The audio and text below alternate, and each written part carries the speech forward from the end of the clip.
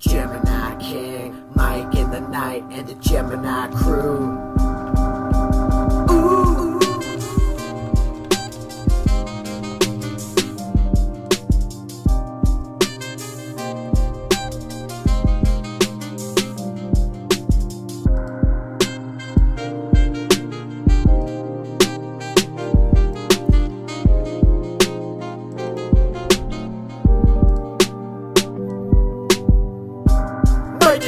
Night, you're here with Mike in the night. Mike it through the night, you're here with Mike in the night. Let's just talk about the world, give this page another turn, 'cause you're here with us tonight. Everything's alright when you're here with Mike in the night. Mike it through the night, you're here with Mike in the night. Giving the world light when you're here with Mike in the night. Mike it through the night, you're here with Mike in the night. Sometimes things are just absurd, so let's just talk about the world, 'cause you're here with us tonight. Mike it through the night, you're here with Mike in the night. Mike it through the night, you're here with Mike in the night. Let's just talk about the world, give this page another curl, 'cause you're here with us tonight. Thank you everyone for joining me, Mike in the Night. It is the 27th of January, 2019. I want to thank everyone for rolling in tonight for Mike in the Night. And if you're watching this on replay, I want to thank everyone that's joining in on replay, but you're watching it with commercials. Isn't that too bad? Okay, guys, there's a lot to cover tonight. I got a few things I want to cover, actually. I want to discuss the new religion. And new religion is actually creating a bit of a problem in today's generation. And I'll get to that a little bit later in the show, and maybe get a little bit symbolic on the show. We're supposed to be having a tug of war today, a hockey fight between Andrew Baker. Hopefully he'll be around. I'll go try and catch him on Skype. Andrew Baker and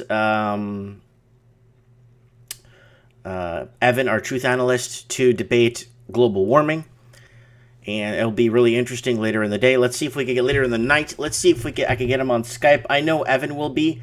I'm not too sure about Andrew, but today is Andrew's birthday, so I want to wish him a happy birthday in advance now. I don't know if it's still today there in Australia or it's past, but yeah. Okay, people rolling into the comment section. I want to thank everyone for joining me tonight in the comment section. Juanine, there, Real Kevin Thompson, Alex, and Peter. Always good to see him. Always good to see everyone in the comments. Always good to see everyone joining us in the show. I got Old Red with me. Some nice, cold, fresh, refreshing water. And a lot of people are like, well, you drink so much water, Mike. What the heck? You got to get checked for diabetes. Well, I'll get checked again. I got checked last year. It was fine. I don't consume a lot of sugar or eat a lot of junk anyway, but I think I'm okay.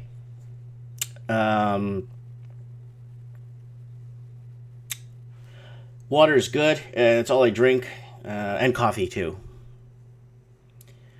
Someone in the comments saying, I'm moving to Calgary. I'm moving into my $565,000 house within the next 2 weeks in Calgary. Do you think I made a bad choice or a good one to buy in 2019? Yeah, buddy just answered it. Alex said Calgary's too cold, man. But 560, I mean, if you put down 50%, yeah, in case there is a movement, a strong downward trend movement in housing, and you're buying it to live in and you're not buying it for investment, that's fine. Yes, I heard about Venezuela. We'll be covering Venezuela here. We got it up here. What is at stake for Russia and Venezuela? And Russia should change their way out of thinking about Venezuela, and that's from fake news, counterfeit news network from CNN, the counterfeit news network. So I got to be careful by saying their name. Apparently, when you say their name, there's like a robot or some sort of something that flags your video if you say certain names. And a couple of important, there's a couple of just came to mind right now. Money laundering. Oh my God. Okay, guys. You guys have no idea how bad money laundering is.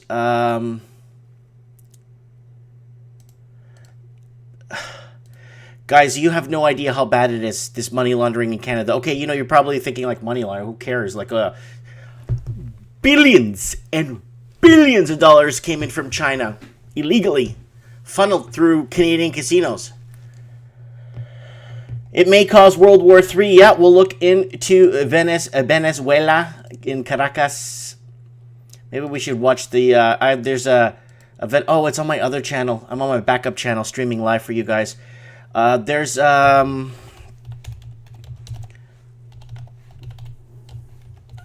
it is in Venezuela in Vivo. Let's see if we can get live news in Venezuela here. What is going on in Venezuela?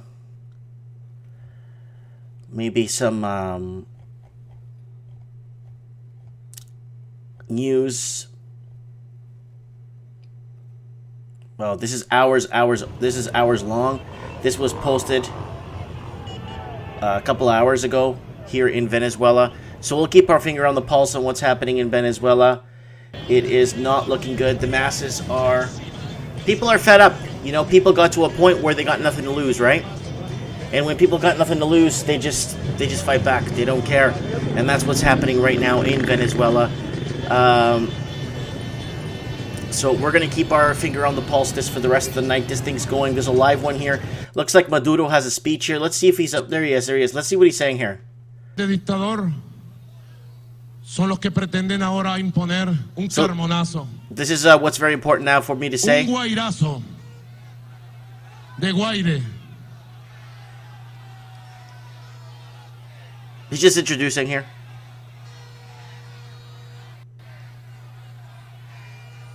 Aquí here va a prevalecer. To get everything finalized. Como dijo el gran libertador Bolívar.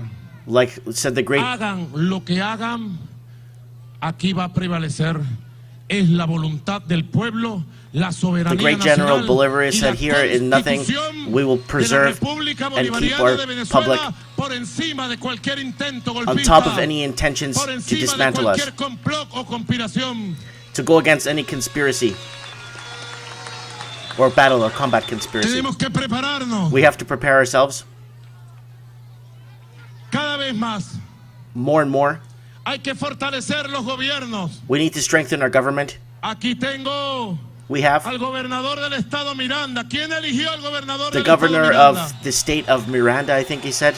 Miranda, I'm not sure. Aquí tengo la alcaldesa de Caracas. ¿Quién eligió la alcaldesa de Caracas? And representative from the city of Caracas. El pueblo. Y yo le pido a los gobernadores. Nosotros tenemos 19 gobernadores y gobernadoras de los 23 19 governors of the different states. Le pido, we ask vamos a redoblar to double la batalla contra la guerra económica, the war against economic, war against economic espionage. Nosotros tenemos then we have legítimamente the victims, 307 de 335 alcaldes del país. 107 incumbents of the country. 335 alcaldes. Casi el 90%, ¿verdad? Yo le pido a los alcaldes, a las alcaldesas, gobernar en la calle cada vez más cerca del pueblo y atender y resolver todos los asuntos de nuestro pueblo. Finding a way to find a resolution for our people in the towns. Yo le pido a todos los órganos del Estado, a los poderes del Estado, all those that could in the states. Judicial, not the United States. He said within our states. Al poder ciudadano, al poder moral, le pido también. Asking people for morality. Al poder electoral, le pido. I'm asking. Fortalecer la institucionalidad. To bring in institutionality. el trabajo por Venezuela. And working for Venezuela. Llamo a cerrar filas a los poderes del Estado en Let's close lineups in shopping centers. defensa de la democracia y de la paz. Let's defend our democratic ways and our patria, our patriotic ways. En este momento in this moment de nuestra historia. In this moment of traitorism. Okay, guys, so we'll keep our finger on the pulse here in Venezuela and what's going on. We are looking for some live transmission. Venezuela is a powder keg right now, so we're going to keep our finger on the pulse there. Sorry for my thing. I'm trying to hear it off my speaker low enough just so it doesn't reverb on my mic. And it's kind of hard to hear what he's saying because it's like an outdoor thing. So let's go here. I don't watch... when I'm watching... I don't watch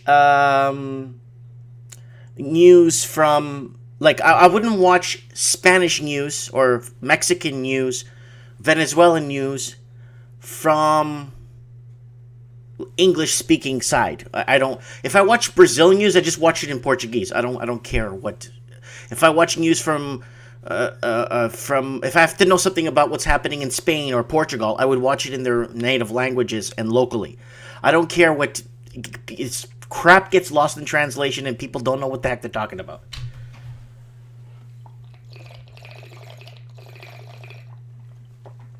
Some nice fresh water. I got Old Red with me, guys. Joining me tonight, giving me some nice fresh lemon water.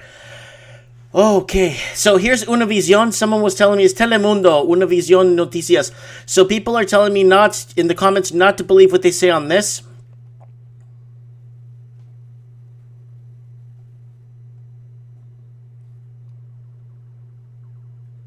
All right, this is a short but sweet one. Como le decía, Nicolás Maduro acaba de romper relaciones con el gobierno de Estados Unidos y da 72 horas a los diplomáticos para que salgan del país. Mientras, cientos de miles de ciudadanos... They're getting diplomatic people. They're giving them X amount of time to get out of the country.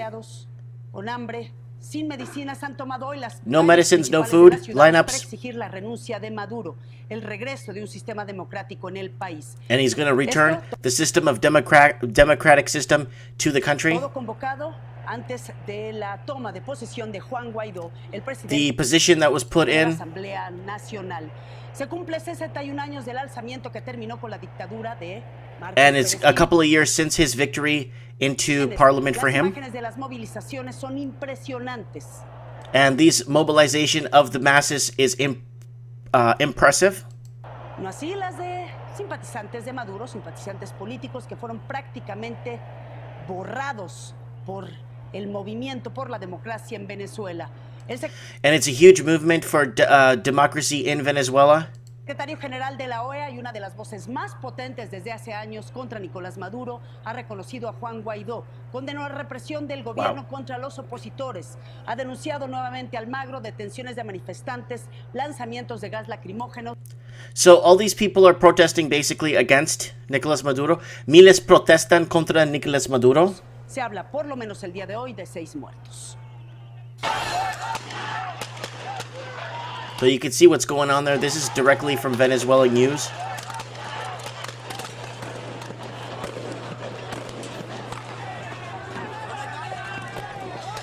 This is pretty harsh, guys.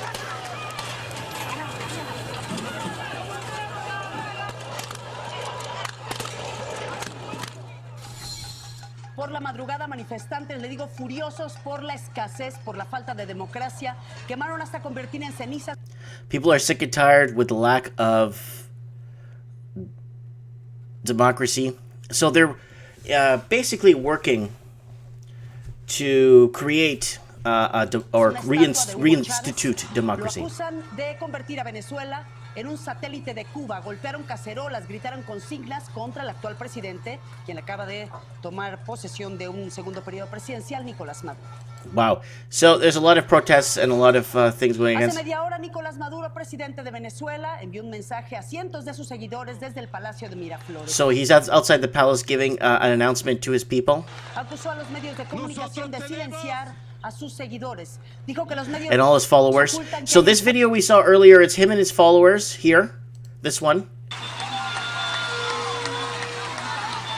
And then this video here are people, basically, this one here, that's the one at his parliament, and then this one further back here are the people that are manifesting against the president of Venezuela.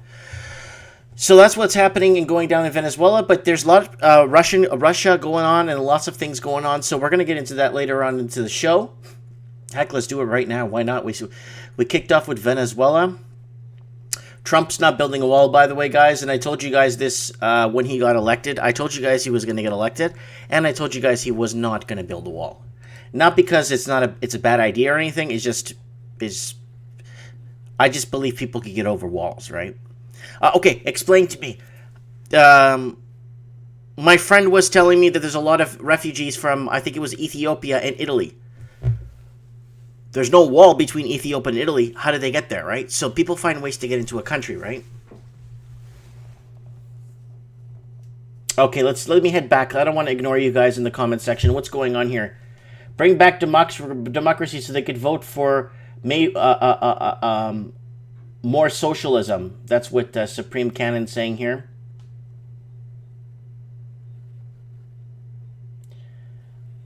Jason Dent said, hey, Mike, are you planning on talking about the U.S. housing market tonight? I live in Utah. Wednesday nights. I cover U.S. every Wednesday nights. Australia, I did talk, Jason, I did cover Utah. Go to my channel.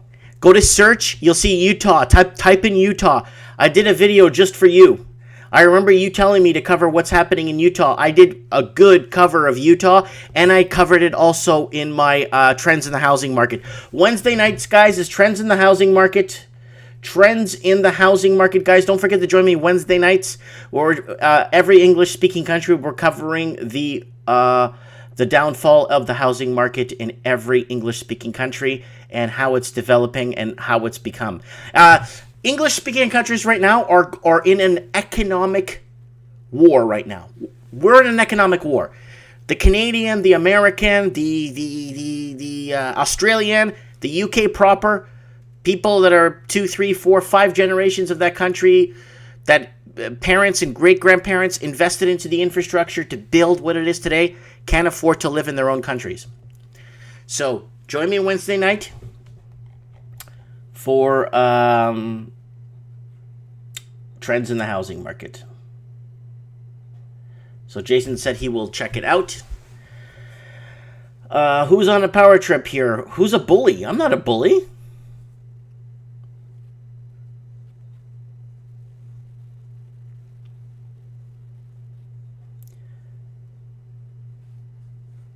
Oh my god, everyone's fighting already in the comment section, and I only have 23 people watching. Anyways, guys, what's happening? Venezuela is looking like pretty bad as we move forward here. I'm just kind of checking this out here. I'm kind of very interested too. So these are people going against Nicolas Maduro here.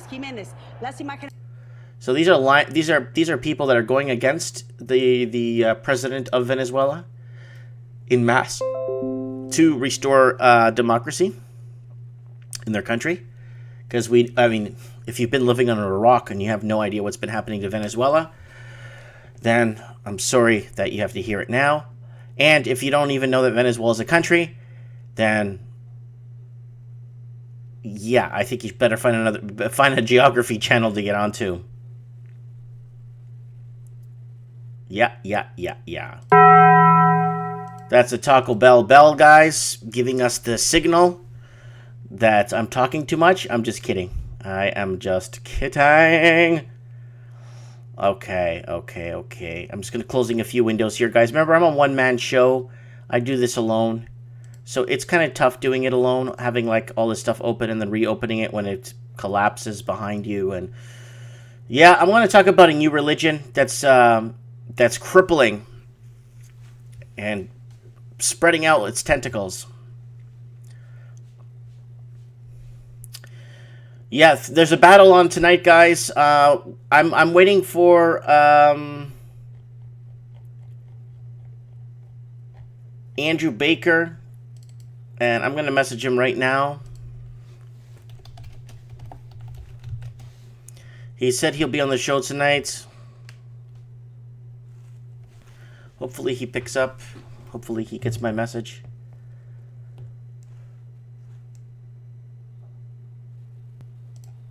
I'll send him an emoji.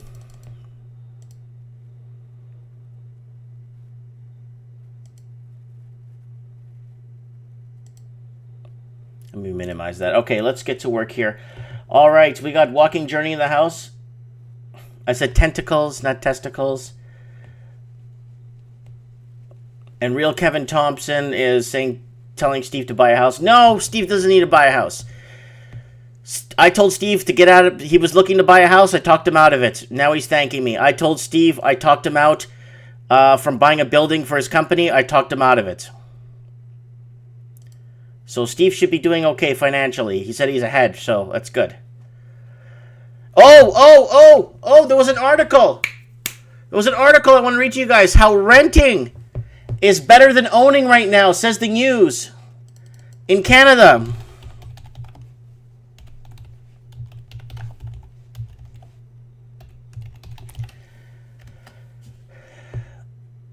Yeah, here it was. Here it was. How renting was cheaper than owning, and it was a Canadian article too, and it was from today's news.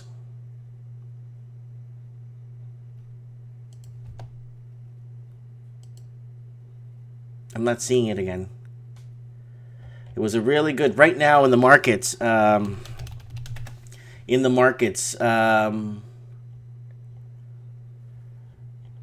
It's in the Canadian markets here. I gotta find it. I remember seeing it like not too long ago.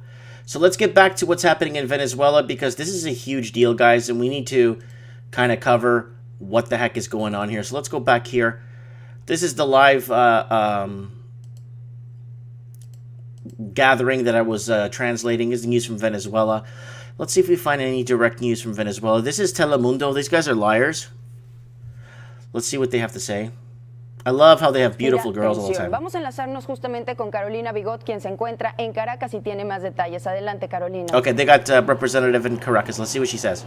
Hola, muy buenos días. Saludos desde Caracas. Continúa la tensión política acá en Venezuela, producto election discussions are going on and political discussions are going on. De Venezuela y por supuesto el desconocimiento del gobierno ante esta situación. And recognizing the government and legal standing of the government. Donde nos encontramos en esta plaza we are in this place behind us here. De la capital, un pronunciamiento por parte de la Asamblea Nacional. And part of the Assembly National. Juan Guaidó, recordemos que desde el pasado 23 de enero no ha hecho aparición pública, pero esto Juan, I forgot his last name, is showing himself publicly for the first time in a while. Durante la mañana de hoy, según el Observatorio Venezolano de Conflictividad Social, conflict, social conflict, civil unrest, guys, big word.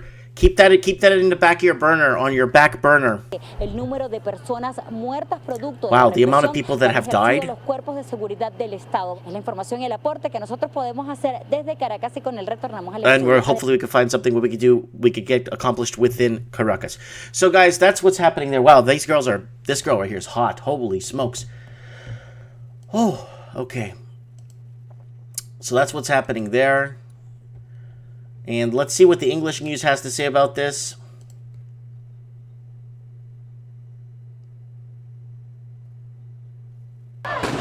In a Venezuela now deeper in crisis, Nicolas Maduro, the president the U.S. no longer views as president, has ordered all American diplomats to pack up and get out in the next 48 hours.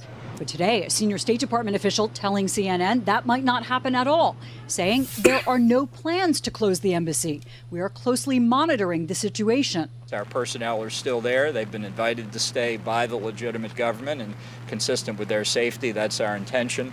But we're working really around the clock here to do what we can to strengthen the new government. The Venezuelan military today announcing it still backs Maduro.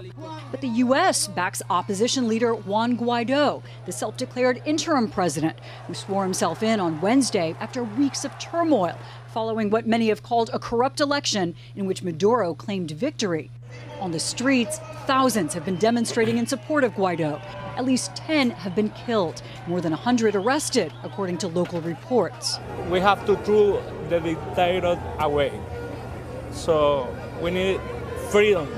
Also recognizing Guaido as the legitimate leader of Venezuela now, dozens of nations around the world. Secretary of State Pompeo today urging even more to make that same choice for democracy right now. The regime of former President Nicolas Maduro is illegitimate. His regime is morally bankrupt. It is profoundly corrupt. It is undemocratic to the core. But standing firmly behind Maduro, leaders of U.S. ally Turkey, as well as Syria, China, and Russia, which today delivered its own stern warning to the United States. The deputy foreign minister saying it's already, quote, pouring gas on a fire in an exclusive interview with CNN. The resort to military power would be catastrophic. It would be another huge blow to the international system. Yet just last month, Russia sent nuclear-capable bombers to Venezuela for training exercises and as a show of support for Maduro. Russia has been supplying the regime with military equipment, bailing it out with cash, building a partner in the Americas in exchange for oil and influence, adding yet another layer to Venezuela's precarious struggle for power. That's a really good video, guys, from the Counterfeit News Network, or the Clown News Network here. Very good video. So, for those of you that know, there was the election, and now they're saying that Nicolas Maduro here claimed himself as victorious, and obviously Western countries, other Western countries are claiming that it was fake, it was fixed, that he did not win the election, and it was a farce. But the military is still backing him, so... But how many elections in the U.S. were farces? I mean, how many of them, like, you know, were somewhat fixed, you know? I mean, you can throw that up in the air. We could talk about that all night, and we'll still get nowhere.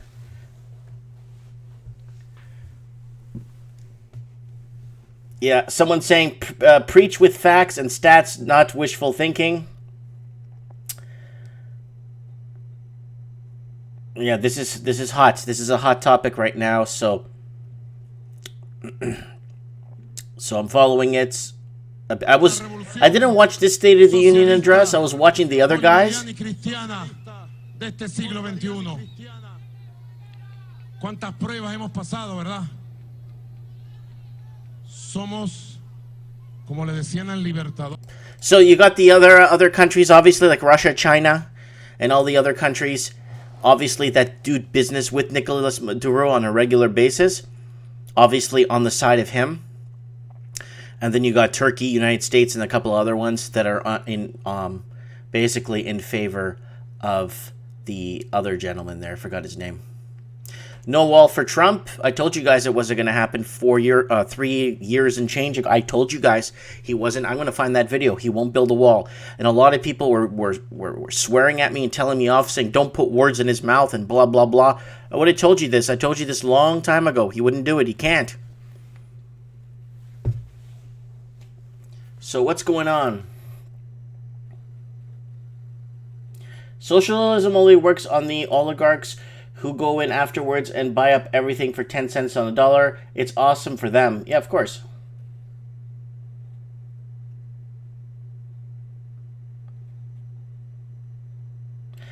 Steve the Plumber, always good to have him in the comment section and on the show.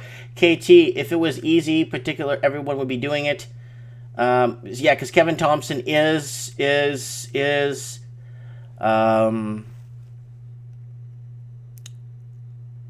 getting 10% on his HELOC return, which is really good. And Peter Oetzinger, I want to thank him. He always contributes to the show, always contributes in many ways to the show. And I said to him, if you want to help me out, find me some magic cards. I sell magic cards on eBay. It's my thing. I've been doing it. I've been selling magic cards for years, right? I have a magic game store. And he said he found me a collection. He's mailing it to me. So I'm going to do an unboxing when it comes in on my magic talk and discussion section on my channel. And I have all these little things on my channel, like my little yearbook thing, like let's look at 1910 videos. Let's look at 1905. I make this stuff to keep a balance. Video game reviews. So my channel is like a full cable lineup. You got your video game channel. I'll show you guys. So when you guys go on my channel, it's got something for everybody. Trends in the housing market every Wednesday is my big one. Mike in the Night, what you're watching right now on my main channel. Housing crisis, just little discussions and snippets of housing things going bad in the housing market. Rants and Lifestyle, just crap, just talking about stuff left and right and center. Starting my game store business. Guys, watch this one if you're bored. This is the store I buy that I'm in right now. It's a piece of junk, and I fix it, renovate it, clean it. Basically, take out the garbage and make it into what it is today, a success. I'm going to take this video series, and make a one-hour show of it, because there's too many parts here. So if you want to binge watch something, watch this. And there's my old business in Vancouver. Look at that. And then starting a home business from scratch, living the dream where I leave the city of Vancouver and move into the house I'm in today. Video game reviews, and my little son's channel, Antonio Play Channel. So I wanted to throw that out there for you guys, you know.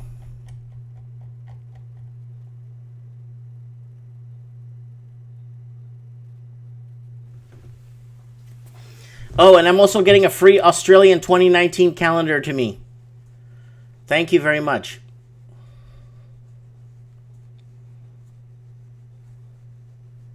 And then Steve the Plumber's asking him, does that calendar have women in it? Oh yeah, I hope so. Anyways, okay, man. Okay.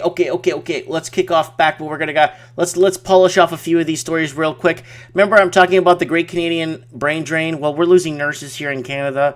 They're all moving to Florida, and Florida is one of the key states that take all our nurses. They actually propagandize to tourists visiting and telling them, if you're a nurse, and they're advertising up in Canada, come live in Florida. Yeah. There it is. BC nurses strike, new deal with pay increase. Pay increase is nowhere near what it should be. John McCollum fired as Canada's ambassador to China amid Hawaii's controversy. This is the guy that's been bringing in 500,000 Chinese per year into Canada, and basically probably turning a blind eye. I'm not accusing him of that, but turning a blind eye to money laundering and illegal activities happening. I'm not accusing him. I'm just saying that, you know, if he's ambassador to China, he might know something more than we do. Obviously he does. And what's been happening with all the money laundering. I'll put it over here, next story. So he got fired from his job as Canada's ambassador to China after he waded into a legal case surrounding a senior Huawei executive detained in Vancouver on extradition request by the United States government. So if you were living under a rock for the last 3 weeks, Canada and China right now are not in good standings right now. Ray Palmer says, Mike, Huawei is pronounced Huawei. Huawei? Man, I don't know. Who cares, man?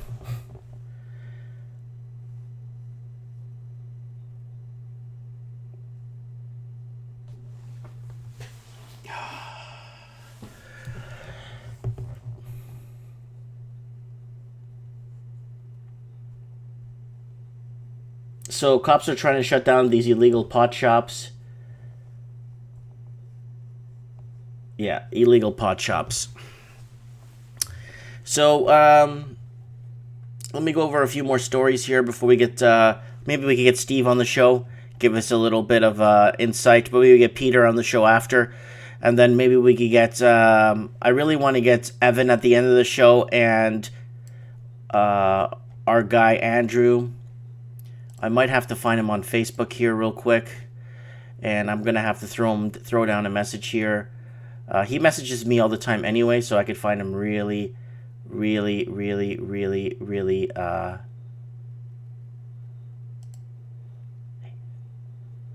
he is.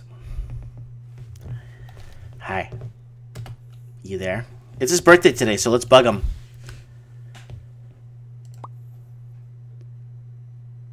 So I'm messaging him on Facebook. I'll keep the Facebook open, and all right, Facebook. That's my Facebook soundboard. Here's a punch. Punch 2.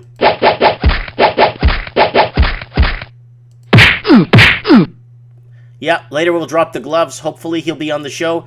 He said he'll come on the show. He's always on the show when he says he's going to come on, and we can debate this whole global warming. Andrew Baker believes global warming is man-made, and Evan believes global warming is just something the government is telling us, just like everything else the government tells us. So, what to believe, what to believe.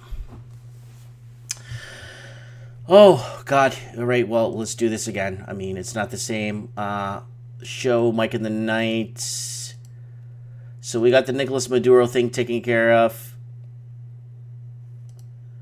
And let's get a little bit of Mr. Flair going, woo! We can't, oh, where'd it go? I just had it up. I was going to put the woo on, guys.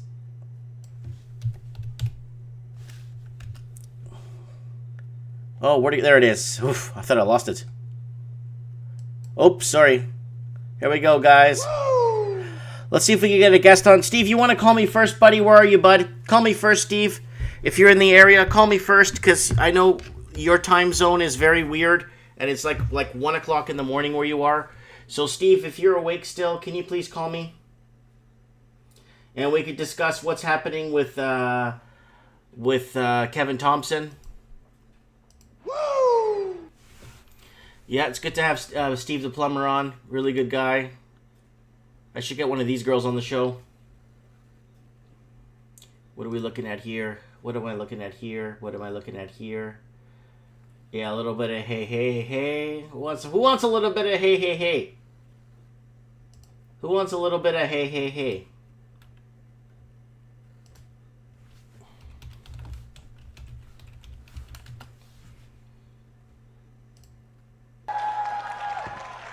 Hey, everybody. My name is Carlos Matos, and I am coming from New York City, New York. Let me tell you guys that I am so excited. I am so happy. I am really so thrilled to be right now sharing this amazing, glorious, super and This guy doesn't stop talking crap.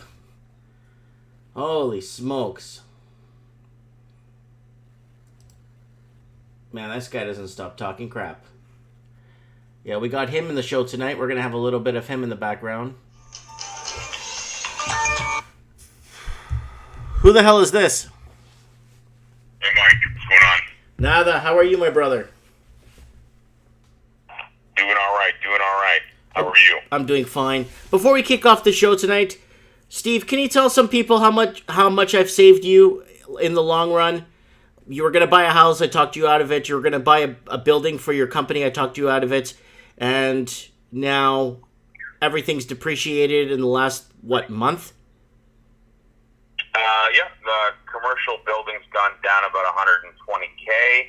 And I guess across the street, which is the identical house to mine, plus or minus 2 years old, I'm going to say just shy of $1.5 million. So did I save you some money? You saved me quite a bit of money. Money that most people don't make in their entire lifetime. There you go. And that's how it works. So, Steve, buddy, tell us what's going on, bud. Did you see that video I did last night about from that real estate agent sent me those photos of the busted pipe? Yeah, absolutely. I watched it, and I had a look at it, and I know exactly what he did. Have you seen that yourself, or is it just I have it here, flood eviction? It's my video on my channel, and a real estate agent, I guess working with the banks or something, or collaboration with the banks, or a trustee for the bank, sent me these images from Alberta, and apparently flooded the entire house from the second or third story down. And apparently wall sockets were damaged. Electrical wiring through the walls got damaged, and it was a severe fire hazard. And Kevin Thompson in the comments is saying that the insurance will cover it. What do you think, Steve? The insurance will not cover that. That is 150% sabotage. It appears that somebody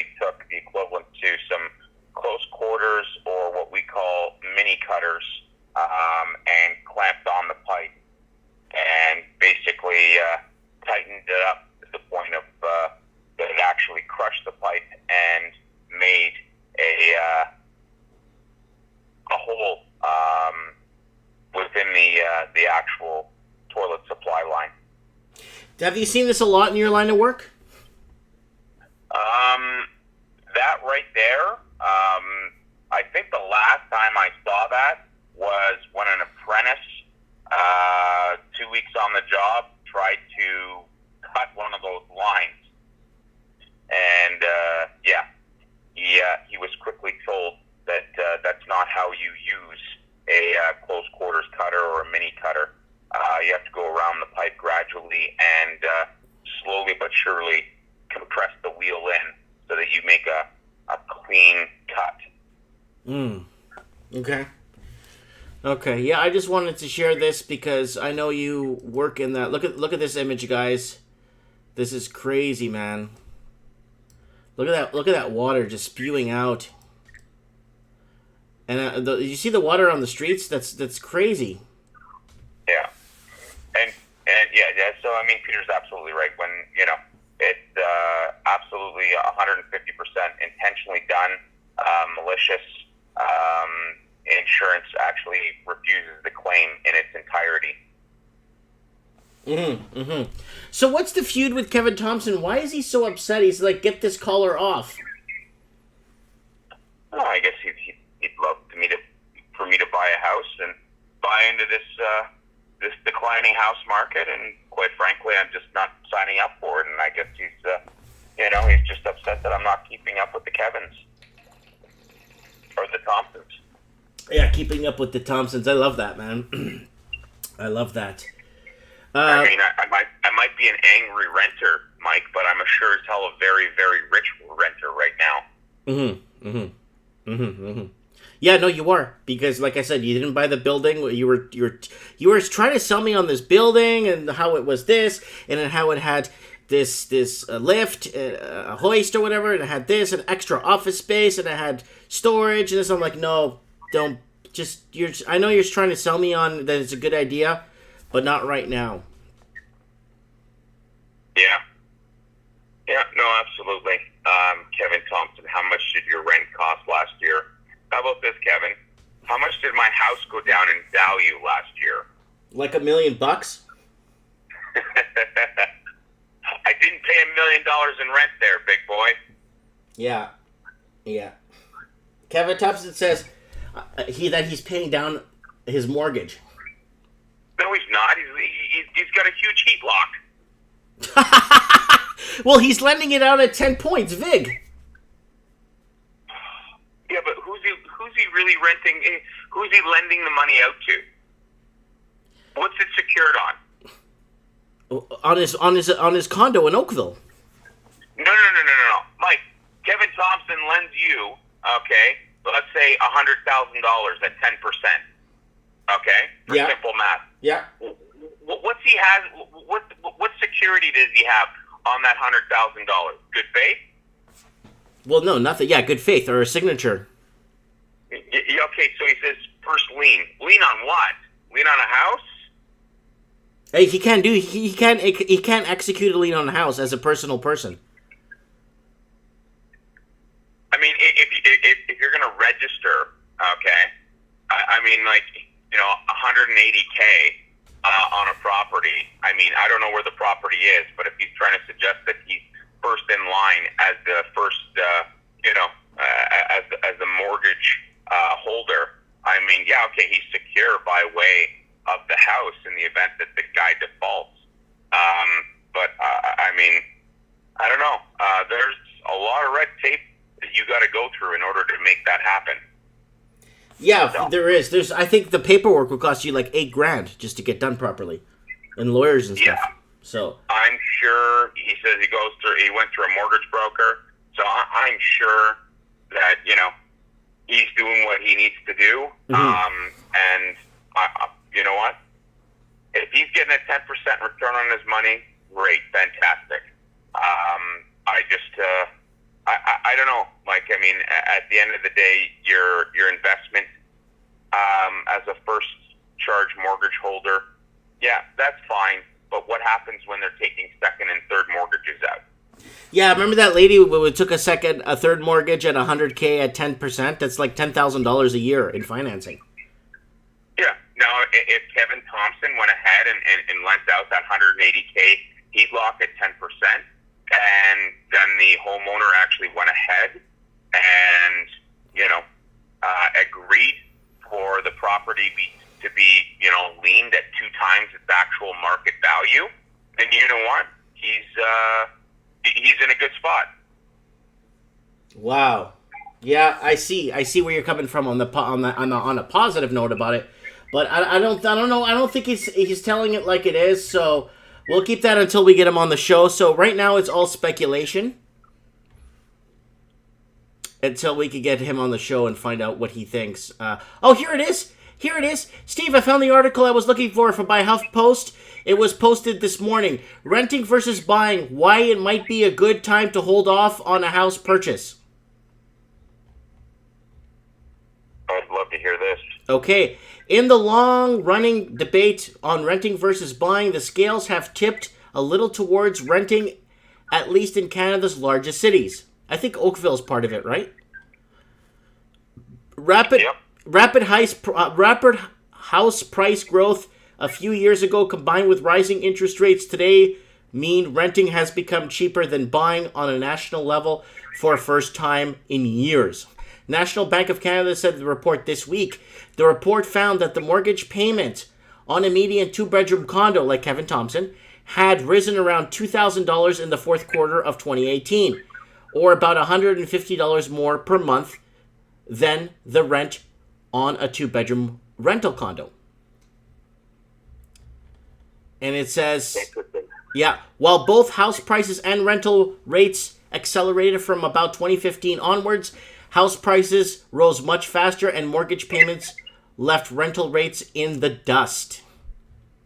So there's a graph here showing average monthly rent is way below the mortgage price. So they're not even factoring in a condo. They're looking at mortgage payments on a condo. They're not factoring in the mafia strata.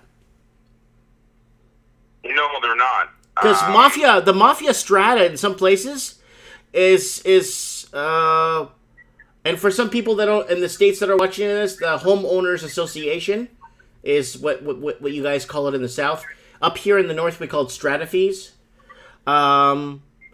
They're looking. I mean, some places you're looking at $300 to $800 a month in mafia strata fees. Interesting.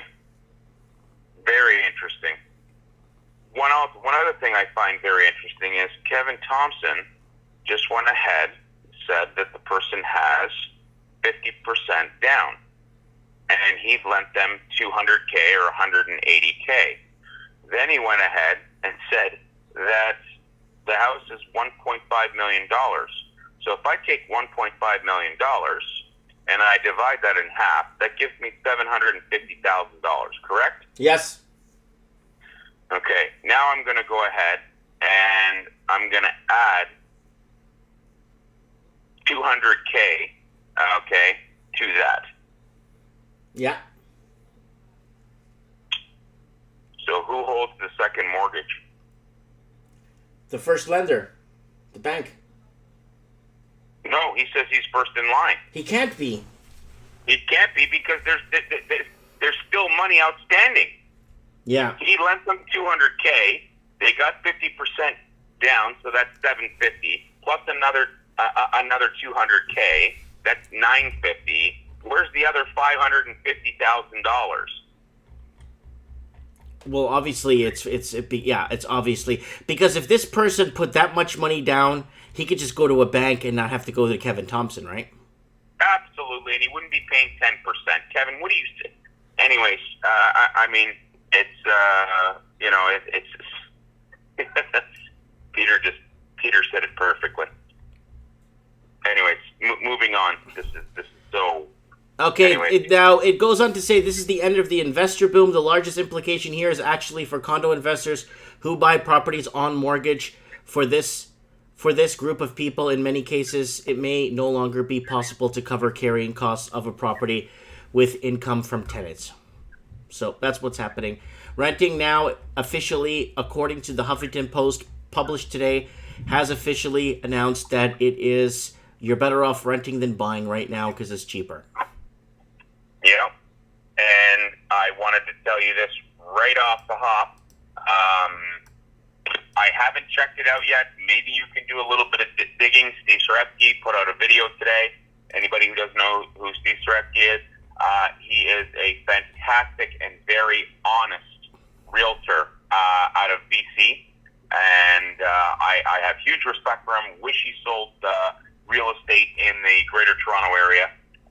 But anyhow, neither here nor there. He went ahead and he had said that Reuters put out a poll or put out some sort of an article saying that I guess CMHC, pardon me, is going to go ahead and make it across the board, even for secondary private lenders, if they want a CMHC mortgage or a mortgage that is insured, they will have to now stress test.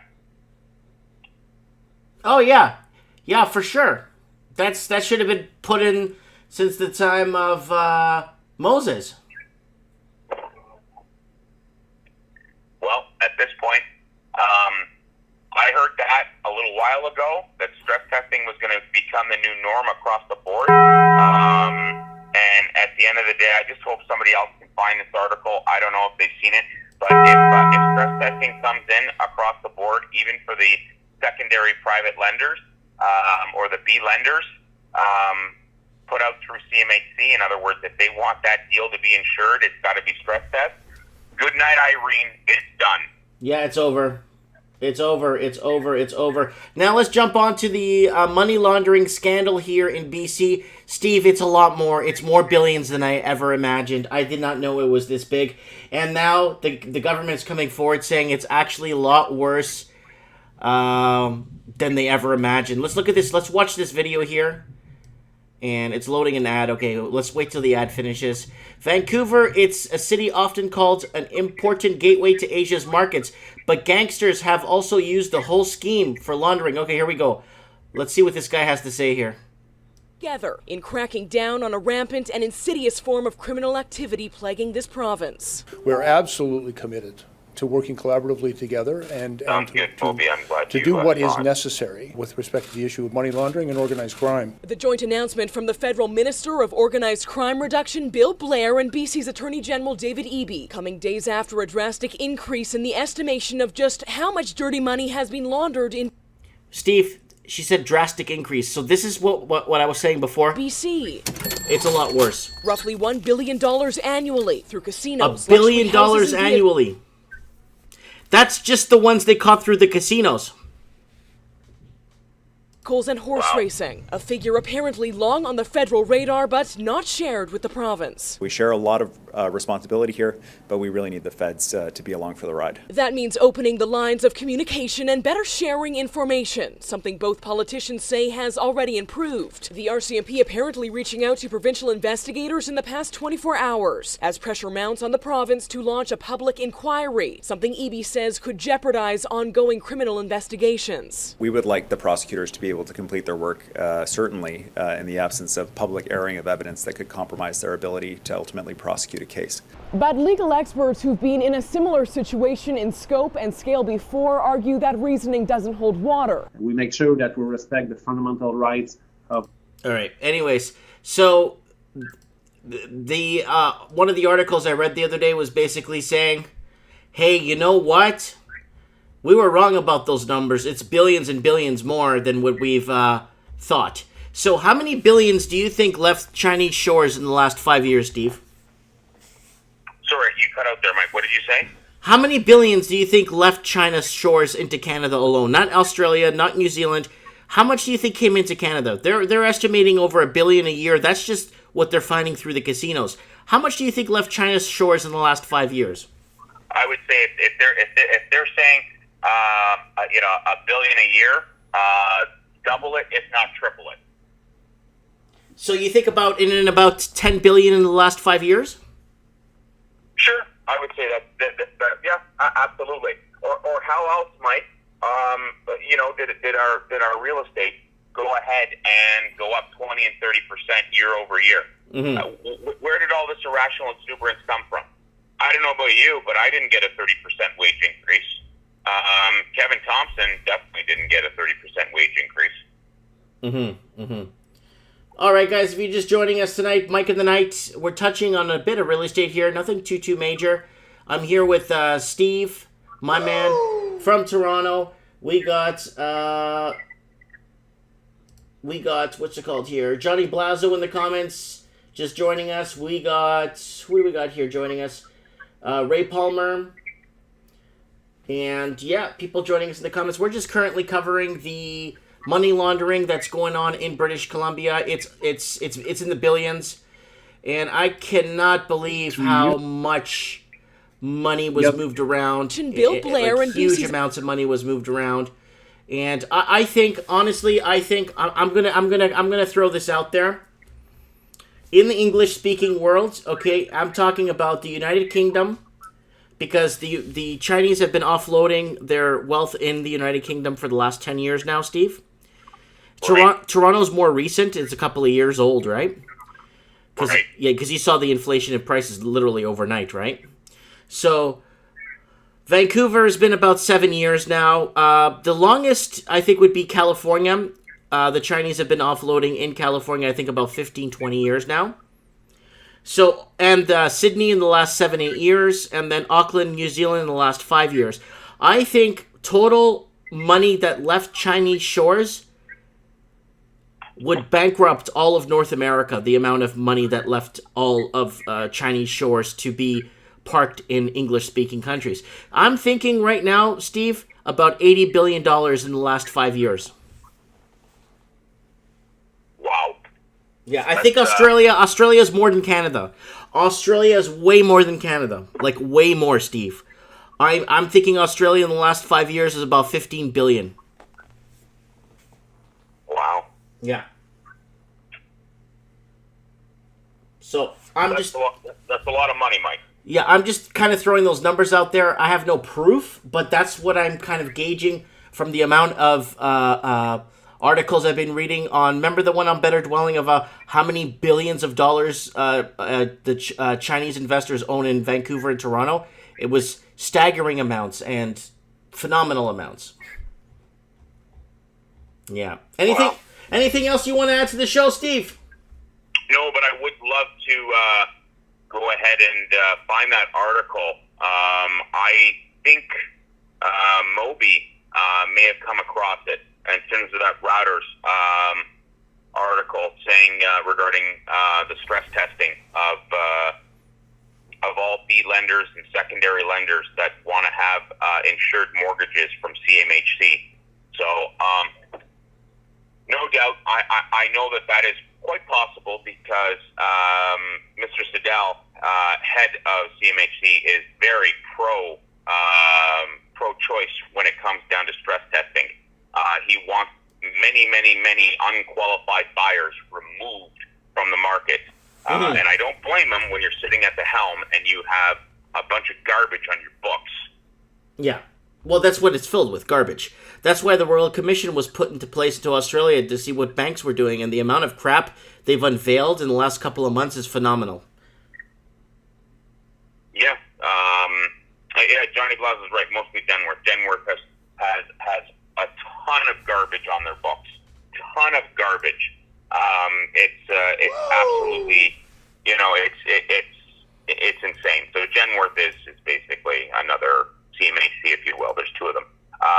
But in any event, at this point, if that is the case and they are going to introduce this, it's going to be a game changer, and you're basically you're going to cut out about 30% of the would-be potential buyers that would qualify. You're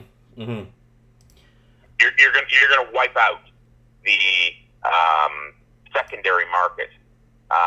In other words, the secondary market will only cease to exist for the purposes of the banks not wanting to do the deal based on credit, a low credit score, self-employed or business for self.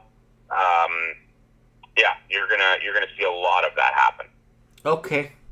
Well, thanks for the update, buddy. I'll find the article. I'll probably read it sometime during the week, and we'll definitely keep in touch. We'll have you on trends in the housing market.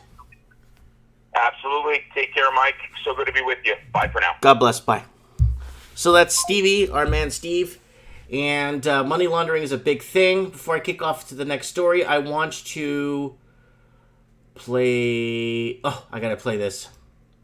Oh, hi. Thanks for checking in. I'm still a piece of garbage. I like that.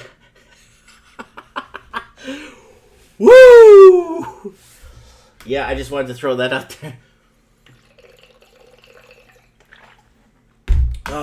Where's Walking Journey? Is he still there? Journey, are you still there, or did you log off, buddy? Yep, guys, thanks for hitting me up in the tip jar. Persia from California. Hit me up in the tip jar again, one of my longtime subscribers. Black Bigot Pet Turtle. Mike, please acknowledge me. Yes, you are here. Thank you. Thank you. Thank you for joining me tonight. Don't forget to hit me up on the tip jar if you got PayPal, please. I'm saving for something bigger now. I'm looking to expand. Not expand, but I want to get my own building. Prices are coming down. And hopefully by fall, I want to buy my own building for my store so I could be more competitive with online pricing. This way, if I own the building, I have a little bit less overhead and I could be more competitive with pricing and draw more of a crowd, which is what my initial plan is, you know what I'm saying? So I got things to save for. So Black Bigot Pet Turtle says, thanks to you, Mike, I'm still alive. Yep, no problem, buddy. That's what I'm here for.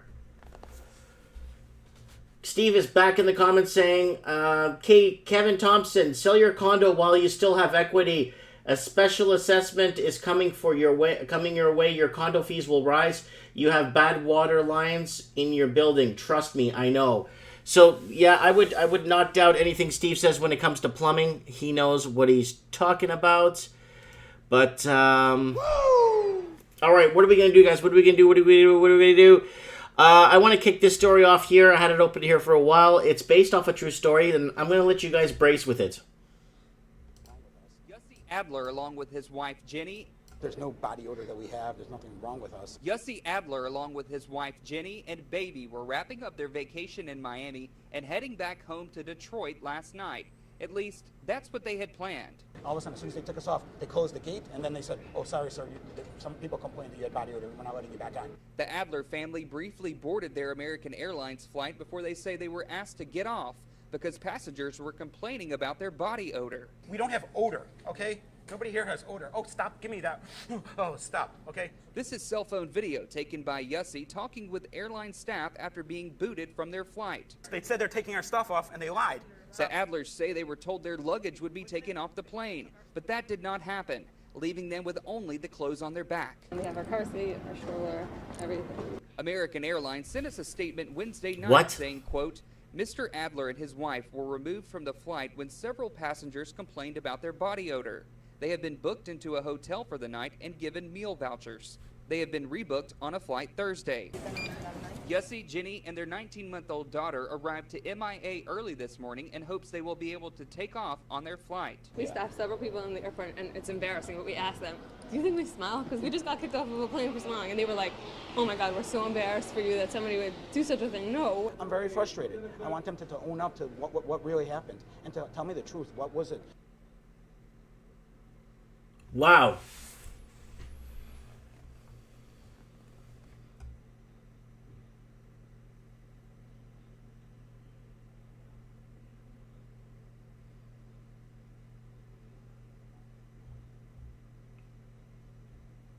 So, Supreme Canon says, apparently they could smell them all the way up the cockpit. Wow. Wow. That was I just had to share that story with you guys. A little bit of woo here. Woo! I'm trying to get Andrew Baker here. I know it's his birthday. So, guys, Venezuela and Russia, we've been covering that. Now, no wall, but Trump agrees to reopen government. Oh, Christ. Behind the scenes of the White House, there is a recognition that U.S. President Donald Trump has lost this round. So he's no longer building a wall. He has let down a lot of Americans. He has let down a lot of people. And recently, a really good friend of his, lifelong friend of his, Oliver Stone, was arrested and raided at his house. And yeah. So that's another problem that's happening. So I mean, I could read this article. I don't think they could give us why.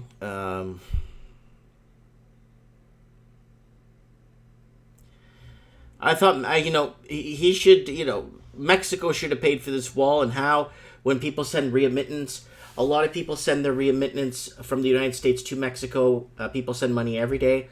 Well, not people. There's people are sending money sent every day, thousands of times a day, tens of thousands of times a day from U.S. to Mexico. All they have to do is charge an extra $5 per admittance, per transfer, and he'll get his border wall in a year.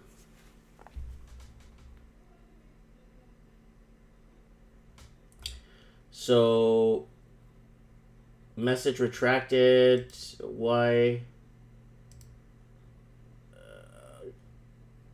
Getting some message. Guys, don't swear in the comment section because they auto hold you in the thing.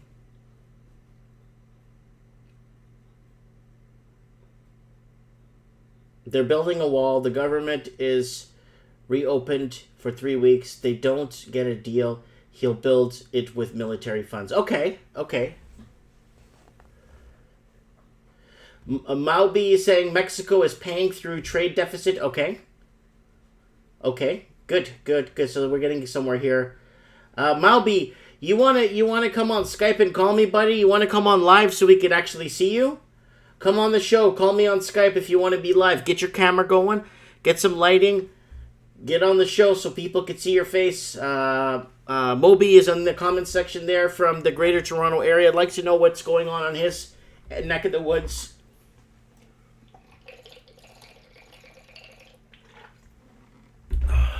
Like to know what's going on in Moby's neck of the woods. In the in Toronto, North Toronto area. Wall not being built. Alejandria Ocasio-Cortez is not radical enough. So I don't know if you guys have been following. Mike Savage likes to call her Alexandria Occasional Cortex. That her cortex works occasionally, once in a while. And very interesting some of the things she says. And I think she just recently said that the world is coming to an end in 12 years. The world will end in 12 years. Let's look that up, what she said. World would end in 12 years.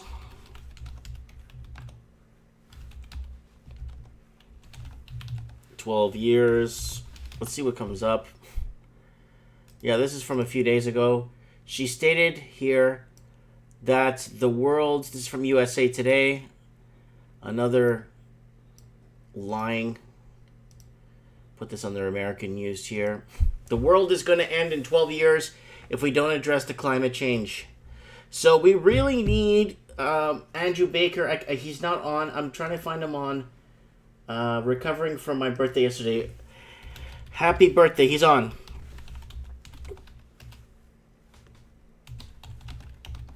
I'm going to tell him, come on in a while. I will message you.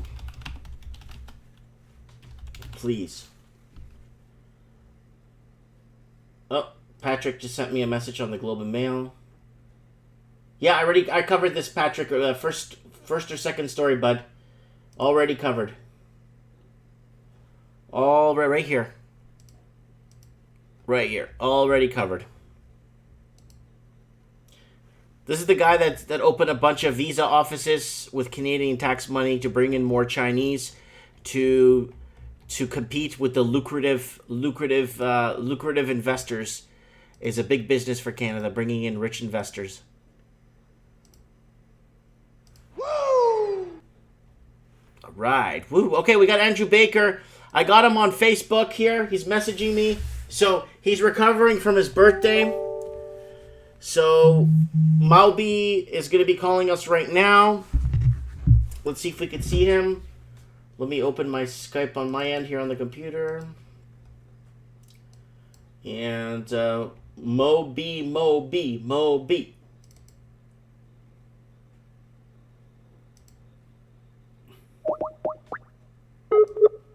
Let's see if he picks up, guys.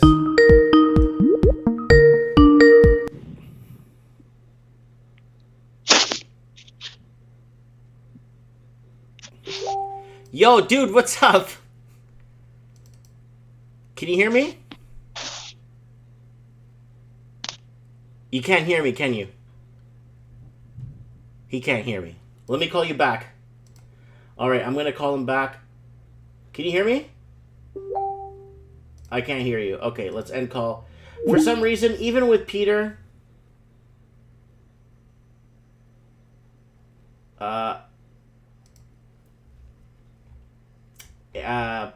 what's his name? Peter in Australia has the same problem. He can't hear me sometimes. I'm not sure why. Let's try this again. Let's see if we can get him on the show. It can give us a little bit of insight here on what's going on. Let's see. My mic's on. You guys would have messaged me. My mic was off. Hey, Mike. Can you see me? How Can are you hear me? Okay, there you go. We can see you now. Good. Thanks for coming on. Yeah, you've been wanting to come on for a while now. I know, buddy. I have so much to unpack. Oh man, it's been a crazy few weeks. Let me tell you. Okay, tell us what's going on, buddy. Okay, listen. I wanted to touch on something you were talking about back in your last show in Trends in the Housing Market. I know you were talking with Steve there about how municipal governments are going to be able to cope over the next, few months and years with respect to how they're going to finance their budgets after, seeing the amount of real estate transactions will be declining over the next few months and years. So what you're going to see, and I've noticed this in Toronto specifically, is that they're bringing a lot of obligations onto the city, and then what they're going to do afterwards is say, oh, we have all these obligations, then we got to figure out how we're going to pay for it.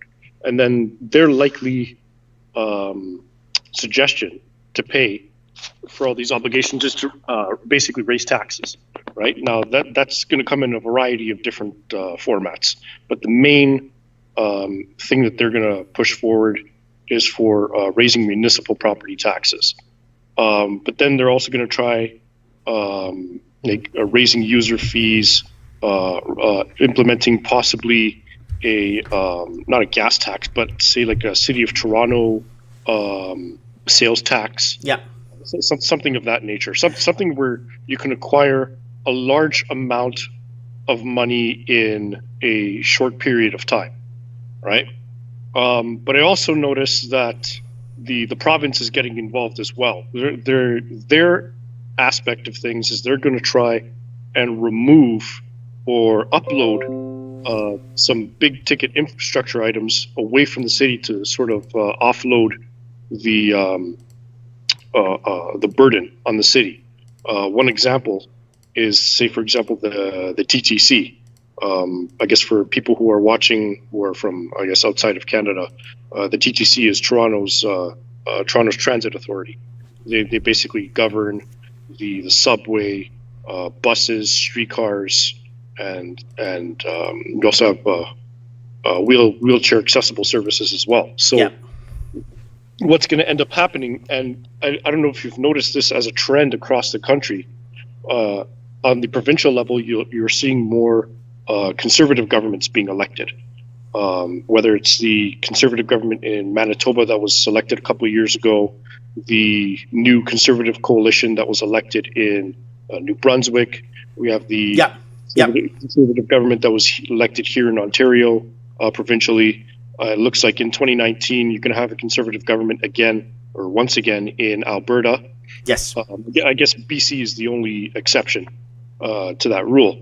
But aside from that, you're going to see municipal governments come under increasing pressure to come. Basically, a lot of the municipalities across Canada have left-leaning politicians at the municipal level, and the pattern that you're going to see is they're going to try and raise taxes.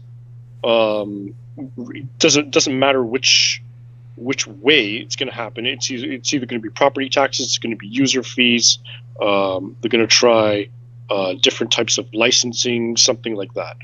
And the best, I guess, defense is from that is to either make your local politicians aware that you don't want taxes to be raised. Then maybe you want, say, like a reduction or a privatization of specific services. But Moby, I need to interject here. They're gonna have to raise property. They're gonna have to raise property taxes, like you said.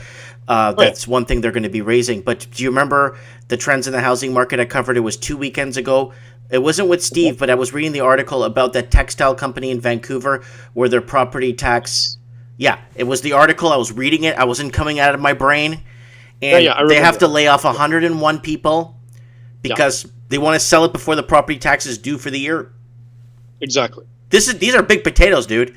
Because once that private sector goes, how are they going to fund the public sector? Once the private sector goes, how are they going to fund the private sector? Well, you can't, right? Unless the, say for example, the municipal jurisdictions start competing with each other in a way that's that would sort of attract business to their respective municipality, and there's no other way, right? I mean, you're depending on. Okay, I'll give you this one example of, say, the City of Toronto, the sales tax, right? If only the City of Toronto implements the sales tax, then people are going to go to, I don't know, say like Mississauga or Brampton or York Region to go and buy something that otherwise they would typically buy in Toronto, right? Now, that could only apply to sales within the City of Toronto, but that could also apply to, say, things like online sales, right? And again, that might factor into whether somebody buys something in the city or not. What I would argue for, if I was, say, a municipal politician, I would argue for more, say, like gas taxes from the province, for example, because right now what happens is the province collects gas taxes and they distribute it to the city or each municipality on, I think, either a per capita basis or a specific dollar amount basis. I'm not sure of the exact numbers, but that's essentially how it's being distributed. Now, going forward, what I would advocate for, not so much on the affordability side, I know that that's a separate issue, but if you're looking at livability within the city, look, I mean, the suburbs are always, in my argument, better than, say, like the downtown core, right? Even though the downtown core, you have access to everything, but say, for example, like within Toronto's downtown core, they have a big infrastructure problem. That is, they've built a lot of condos, but they haven't built up anything else to accommodate all those condos. They haven't built up the water infrastructure. They haven't built up the transit infrastructure. Waste. Yep, absolutely. I mean, like we're even seeing this in the suburbs now, where we have a lot of these condos built. They didn't upgrade the water infrastructure, and then, say for example, like in the summer, when you have, like downpours and stuff, all these places get flooded, and it floods the storefront businesses and a lot of the like the semi-detached homes, right? Because you have all these extra people coming in, and none of the infrastructure has been upgraded. That's a problem. Infrastructure isn't catching up to, I guess, if you want to say, investment properties or investments, because housing is now become more of an investment. You know, when you buy a house in Australia, they don't call you a homeowner, or they call you an investor. If you just buy a house? Yeah, they call you an investor when you buy a house in Australia. That's how it is there. So it's become more and more of it's going to become more and more of a rich man's thing as we go forward. But prices are relaxing, but then taxes are going to go up. That's going to mean more layoffs because it's going to be property taxes go up. That textile company in Vancouver, I'm going to try and get the owner on for trends in the housing market. He does watch. He actually knows me. He might come on. He kind of doesn't want to go too public about it, like internationally. But I like to have him on the show to get his point of view on how property tax. And then the last week, I read about that one lady where her property tax went up because the assessments are coming in so high. I'm rich on paper, but then when you want to go to sell it, you can't. But you got to pay the property tax. So can you dispute an assessment? Ooh, you know what? I want to say yes. I don't know. You're gonna have to either come with a lawyer, or you better have a lot of either time or money on your hands to do it. The problem, at least here within the GTA, is that not a lot of people have time or money.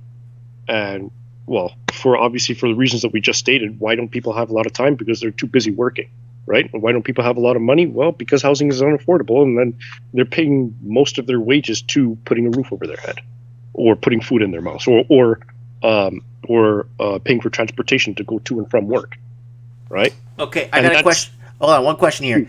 When the cities crash, do you think they'll drag us into even more socialism? Will it get rough?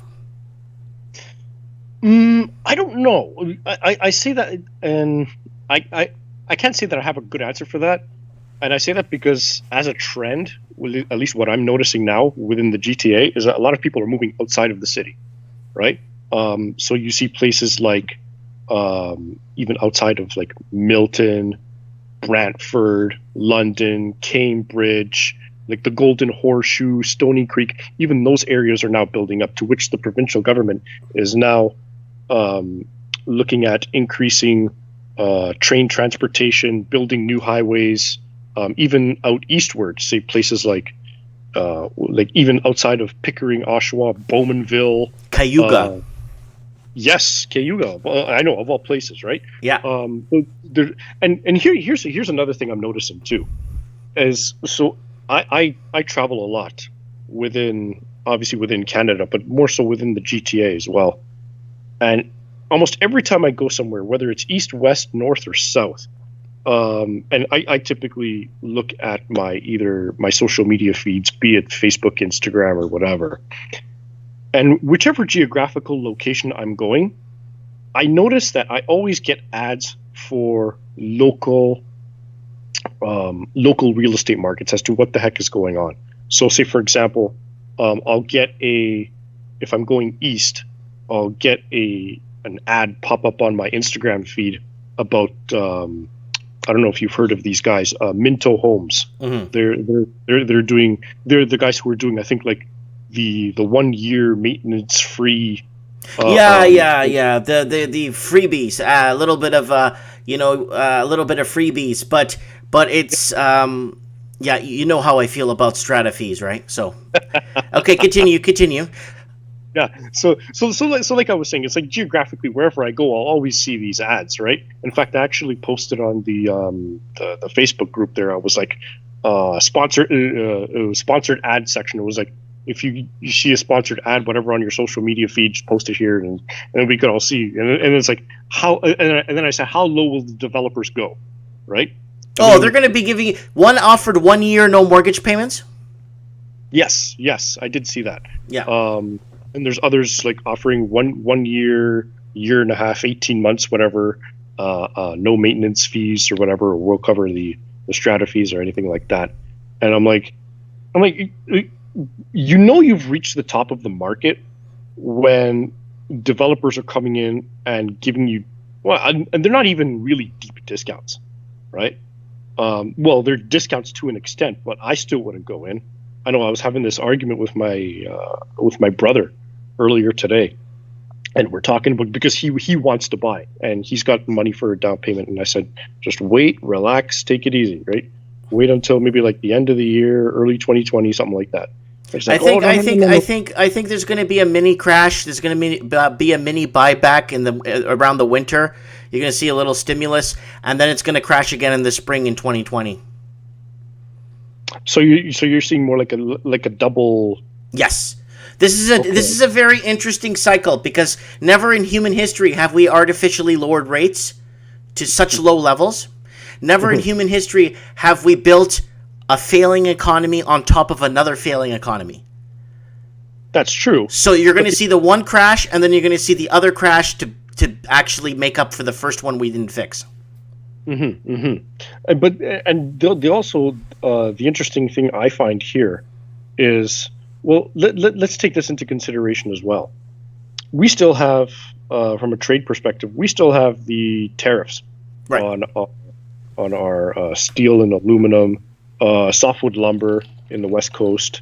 Our oil's taking a bit of a beating with respect to the difference in the U.S. price versus what the Albertans are getting for their oil, and that's costing us, I don't know, a few dozen million a day.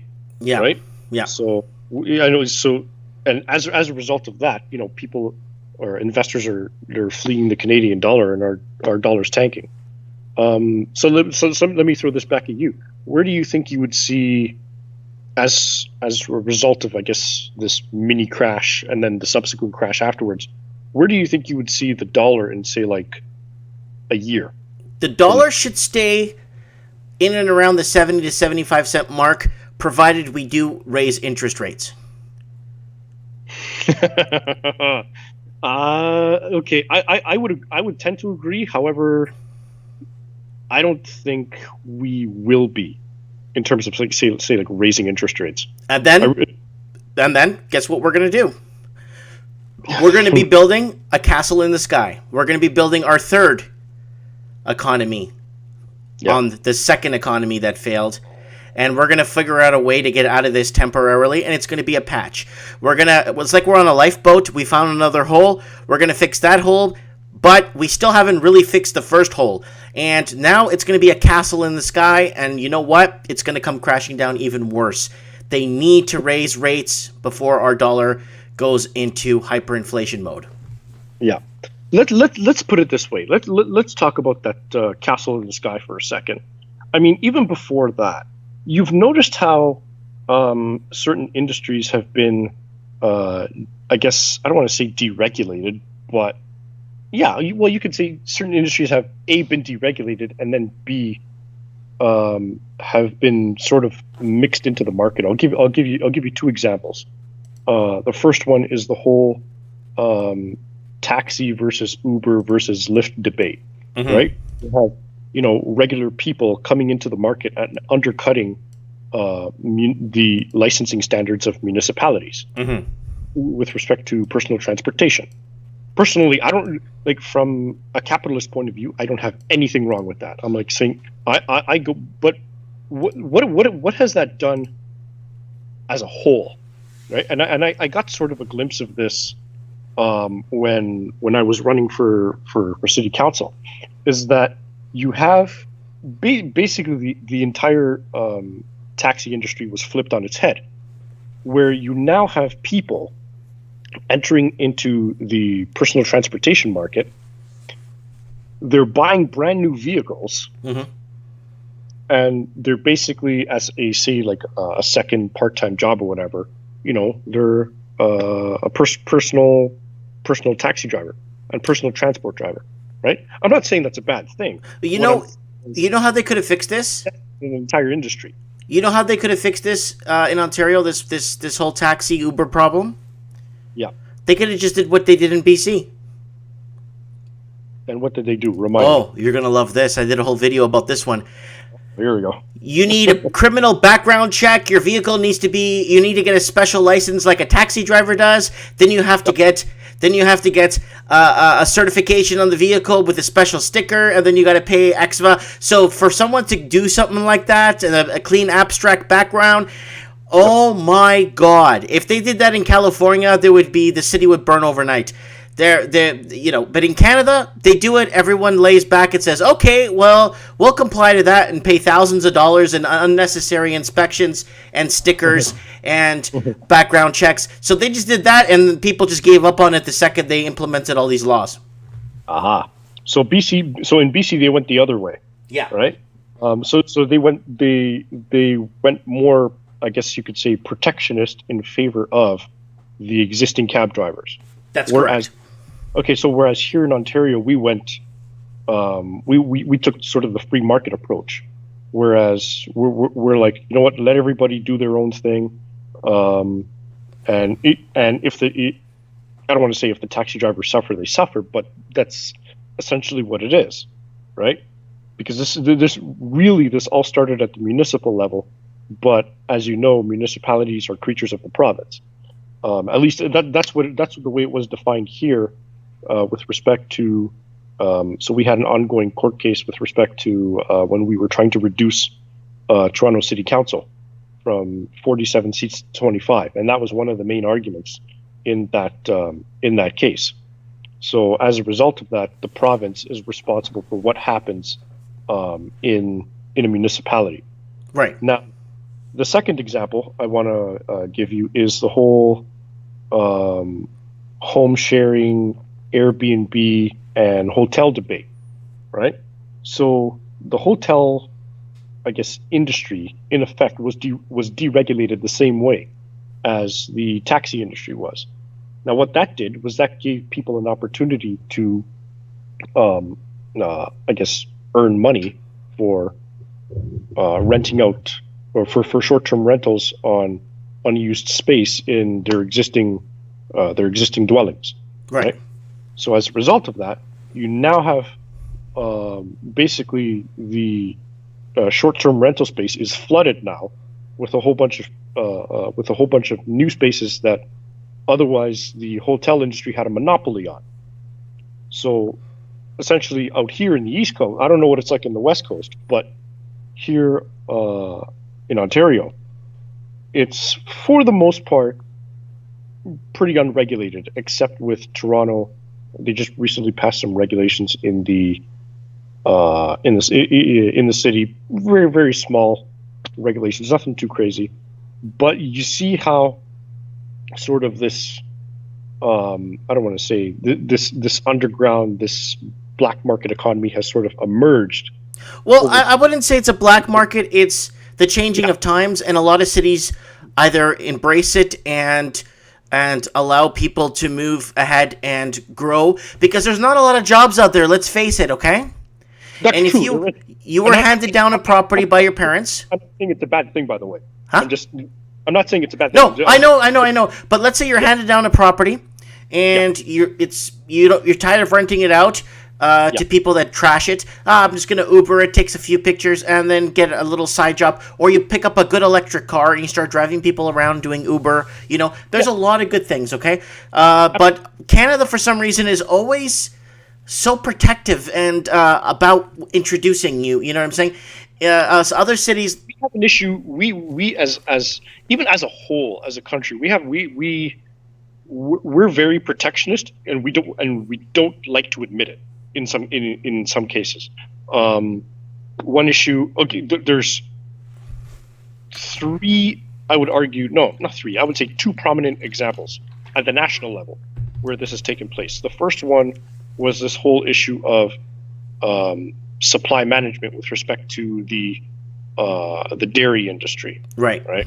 And this was one of the big negotiating factors in the new NAFTA deal, right? Obviously, Trudeau wouldn't budge on the whole on the dairy tariffs. So it was like from us to the States is like 300%, right? And that was the initial reason why Trump had put on the tariffs for steel and aluminum.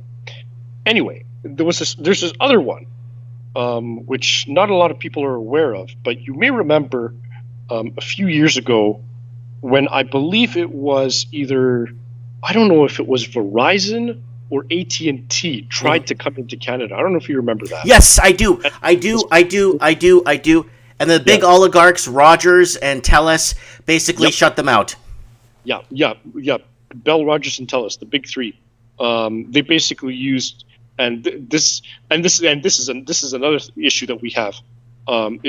We basically have arm's length federal agencies or federal regulatory agencies that represent the big monopolies, whether it's the CRTC with respect to the telcos or the telecommunications, whether it's we had one called the Canadian Wheat Board, which was disbanded, and nothing really happened after that. So basically, the Canadian Wheat Board was the CRTC equivalent, but for the wheat farmers and they basically represented Saskatchewan, the farmers in Saskatchewan, Alberta, and Manitoba. Anyway, so we had that. We also have again the dairy farmers and their regulatory environment as well. But yeah, you're right. We're very protective of because let's face it, we're a small country. I mean, when I say small, I don't mean land size. I mean population-wise. Although we're the second largest country in the world. We are population-wise is dwindling in the wind, and I don't know if you heard of McCollum, one of the immigration ministers to China. He passed that bill to bring in. Former immigration minister. He was the ambassador to China, and he just I think it was, I don't know if it was today. It was earlier this morning or last night. He got let go because of the comments he made with respect to the Chinese media and that Huawei executive, right? Yeah. So I mean, if people who are, I'm going to be frank with you. I'm going to be really frank with you. I think the Chinese are mad at him, not because of this whole Huawei. Huh? Why would they be? Oh, I'll tell you why. Do you remember that article I keep bringing up with his face? Canada wants more Chinese and we're fighting for lucrative rich tourists? Yes, I remember that. Canada upped its visa levels to 500,000, then 850,000 per year. Okay. You don't think the Chinese would be upset with that? I think the Chinese would be very upset because there was fast-tracking visas and allowing people to come into Canada and have birth citizenship. Oh. Yeah, in BC. There's about 40,000 right now in BC giving birth right now. And that's bringing in... So what's happening is people are bringing their fortunes in from China, and I think China is pretty upset with this because Canada wants to jump on that lucrative business. But 800,000 people a year is going to prop our 800,000 rich investors per year coming in is going to prop our economy, but it's going to wipe out our middle class and it's going to destroy what it means to be a Canadian. I think it's going to wipe everything out. Well, let's put it this way, Mike. If you've noticed this in particular in Vancouver and say like the surrounding areas, say like I don't know, Abbotsford, Chilliwack, Richmond. Yes. So you see how the cities themselves have become hotspots for rich Chinese immigration, and then everybody who is native to the city branches out. Right? They branch out to the respective jurisdictions there. What happens, and I think we both know the answer to this, but for the viewership, what happens to the cities as a whole, like the inner city, like say like a Vancouver proper or a Toronto proper, when these people move in and the people who can't afford to stay there leave? What happens? The city changes. It's the same. To be very fair with you, a lot of people that do come in when they do bring a lot of wealth, they don't need to work. So when they don't need to work, they can pretty much buy anywhere they're comfortable. But now it gets to a point where the people that need to work find themselves at a wit's end when it comes to having to travel from further away because they can't afford This same problem's happening in Ireland, Sydney, where people have to commute crazy hours. And our infrastructure here in BC, highway infrastructure, is nowhere near what you guys have in Toronto. Nowhere near. We have, Allen Road? You know Allen Road? Yes. That's our Highway 1 here. That's it? That's it. So wow. That's it, buddy. Okay. Wow. Allen Road, that's our main highway like that. And until you start leaving the province into Alberta, then you get 2 lanes up, 2 lanes down, and it becomes more, you know what I'm saying? Wider, more lanes, all this okay, fun you know all the main streets? Okay, like our First Avenue here that takes you from the highway to the Vancouver downtown, First Avenue, Hastings Avenue, all those main streets, and then you got Rupert Street and all those streets that go down all the way down to down to Vancouver. Okay. Do you know how those streets are like? No, tell me. Dufferin Street. No. That narrow. That narrow, dude. That narrow. With cars parked everywhere and people double parking. It's like Dufferin Street. All the streets. There's nothing like Eglinton. Once you get to Black Creek, you don't have none of those streets here. So you wouldn't have, say, something like, I don't know, Wilson, Shepherd, Finch, Steeles, where everything is just like a straight shot. Well, we got straight shots, but they're not as wide. They're all like Dufferin Street. Wow. Okay. I mean, wait, correct me if I'm wrong. Vancouver's population is only like, what, 600,000, right? I think it's gone down substantially because a lot of people have left. Wow. So, if you do go to the downtown core, let's say you fly to Vancouver and say, like, Mike, I want to meet with you. Let's hit a club or something. I don't even know where to take you because everything's closed down. Wow, that's nuts. Yeah. See, at least here we still have, we have people coming in, but see, some are settling here and then some are settling like within the GTA, right? But at least Toronto's, it's somewhat, I want to say that it's maintaining its population, but like even I've noticed in like even my parents' neighborhood, it's not the same as it used to be 20 years ago, right?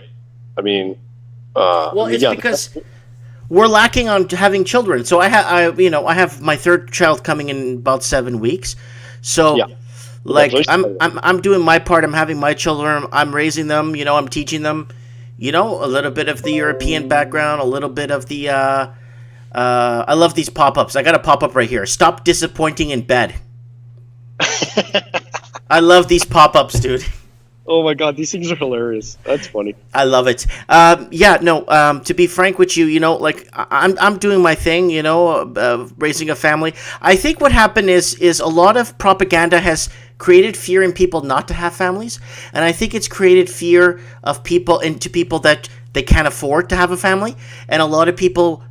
Okay, I was gonna say that. I mean, I do see somewhat of the propaganda part, but I'm looking at more so of the affordability side, right? I mean, so let's look at it this way.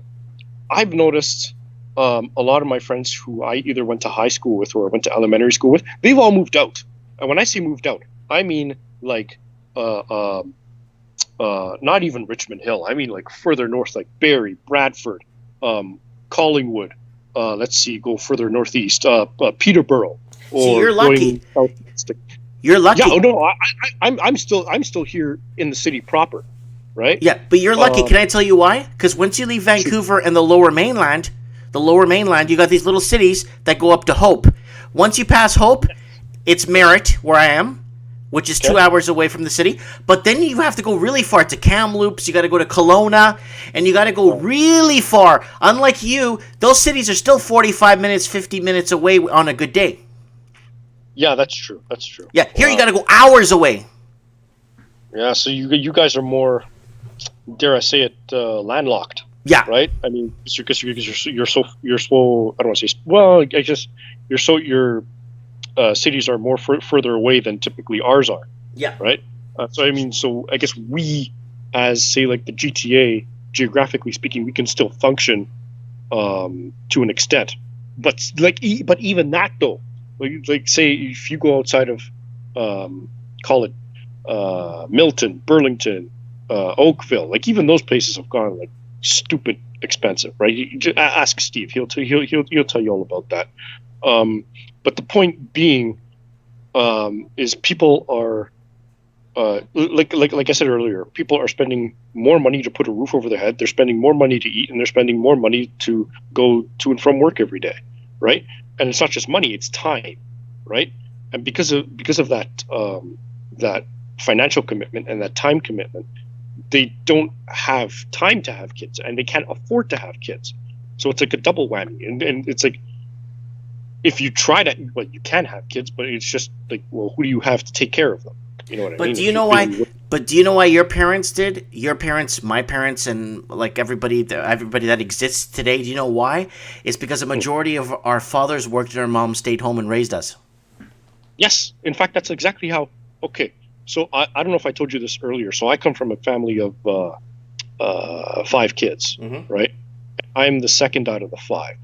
My mom, so my mom is the last out of 3 kids, and we all, like all of us, like our family, my aunt and her family, my grandparents, and their other kids and their cousins, we all live within a very, very close proximity, right? I mean, not more than, I would say, maybe 5 kilometers from each other, right?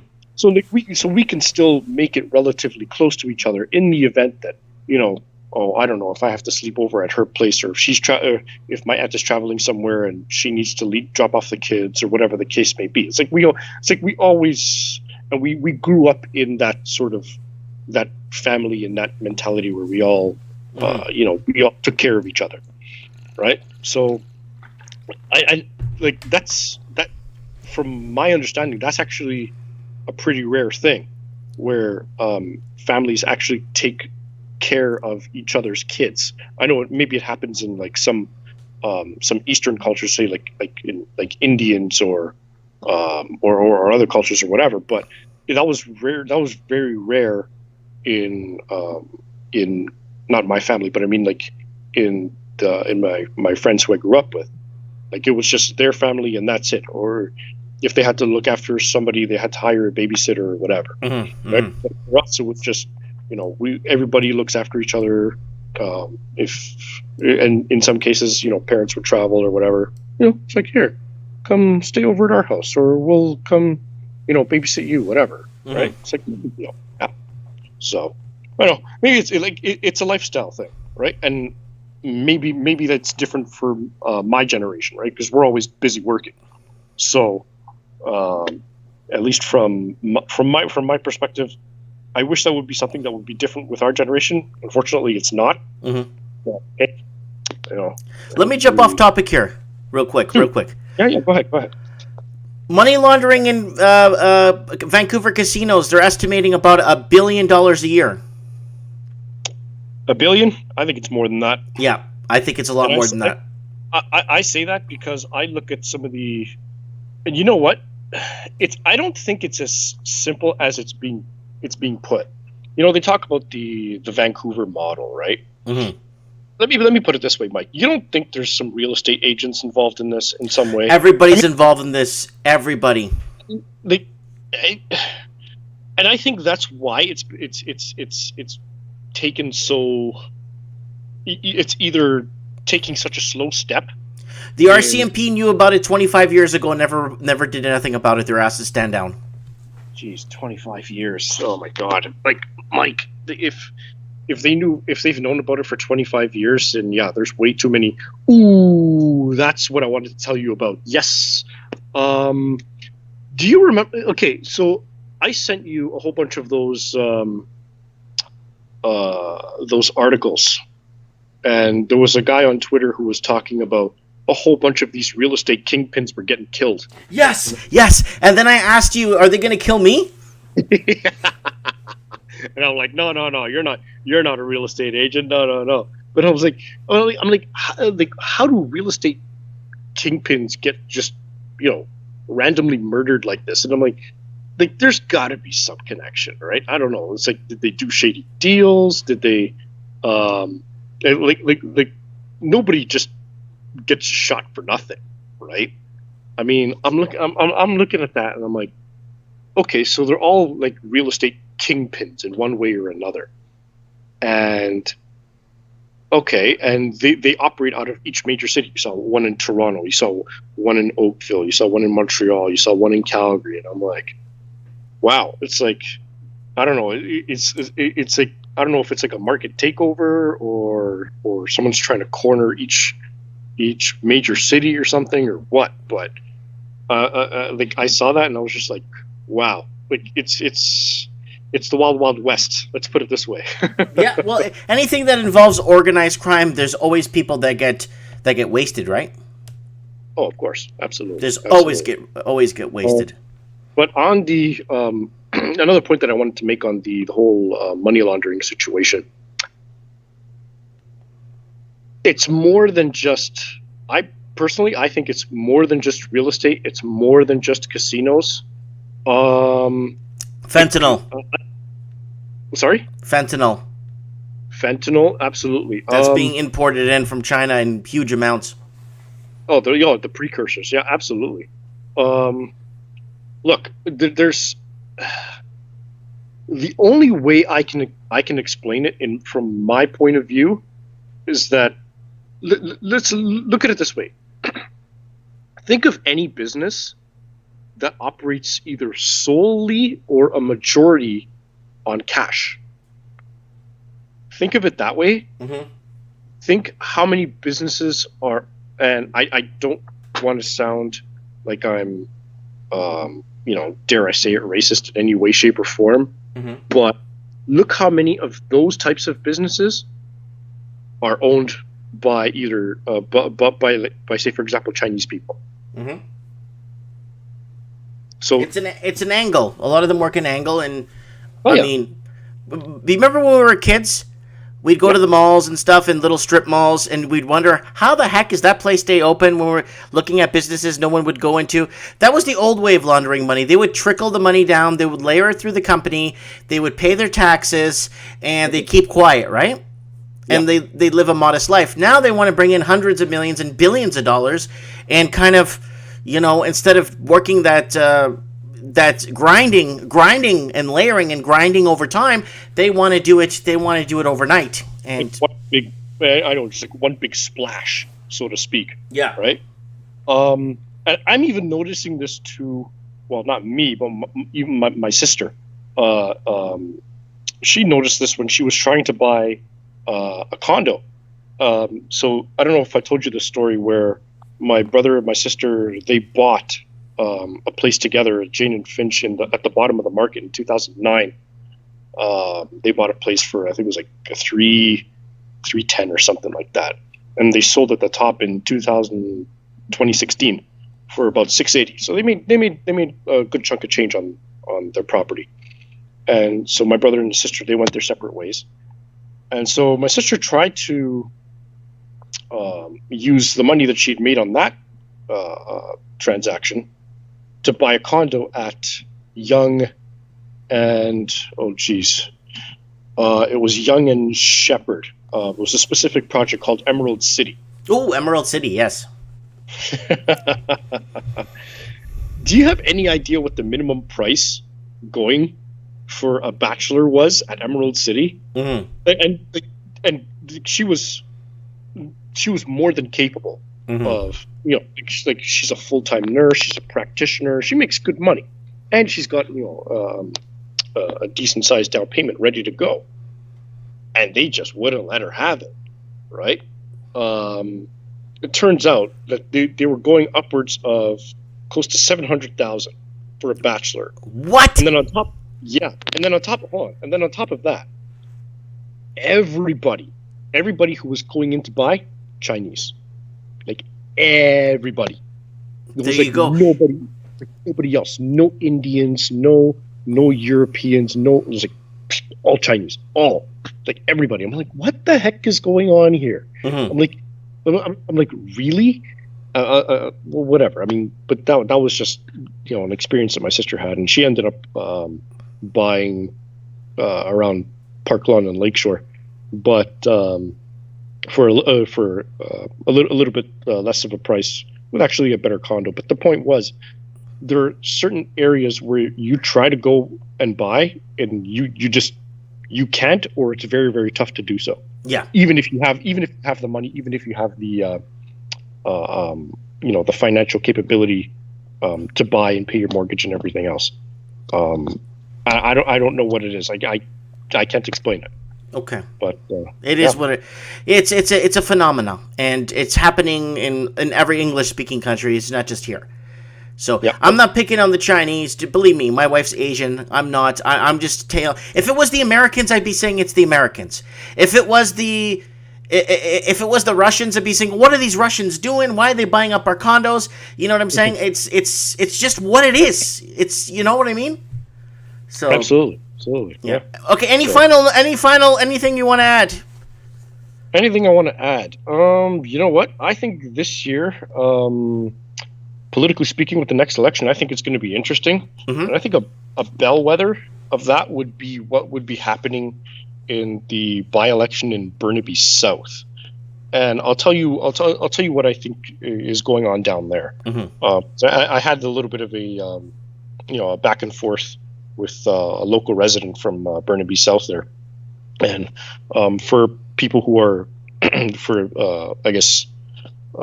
for people who are watching, so Burnaby South is going through a by-election in which the NDP leader Jagmeet Singh is running up for election against a Liberal candidate who was replaced by, I believe it was one Karen Wang, who was found of some quote unquote racist. Yes, I saw that.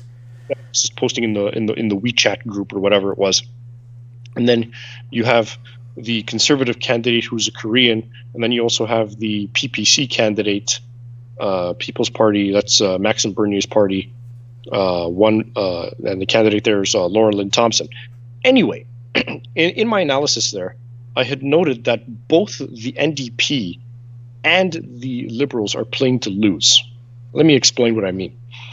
There's a certain wing in the federal NDP that does not want Jagmeet Singh to win because they didn't want him to win the leadership race. And they find that he's a weak leader, right, going into the next election. However, the Liberals also know this, and they know that if Jagmeet Singh wins that particular by-election, he's going to go in as the leader. And because both parties know that he's weak, the Liberals see him as weak, and they obviously have a higher advantage going into the election because the Liberals can gather more of the center-left vote than typically the NDP would.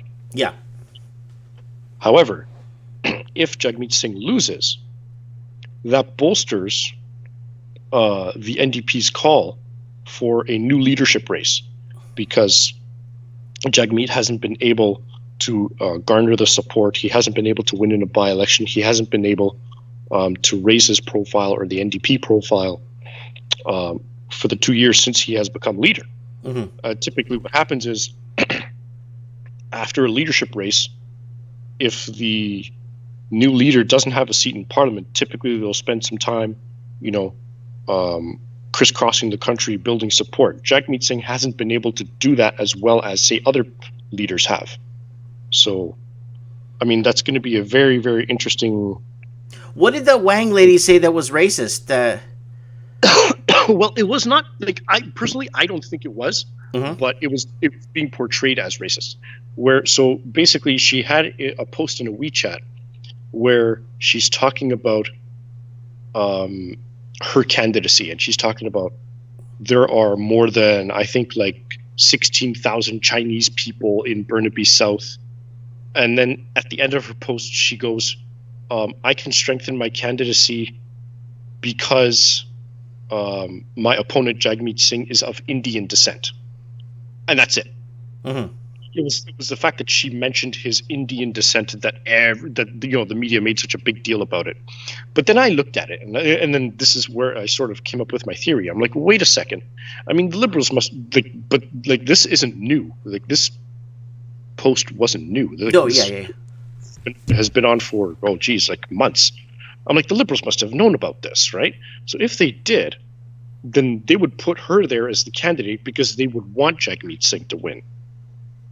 You understand? You understand sort of the chess that's being played here. Yeah.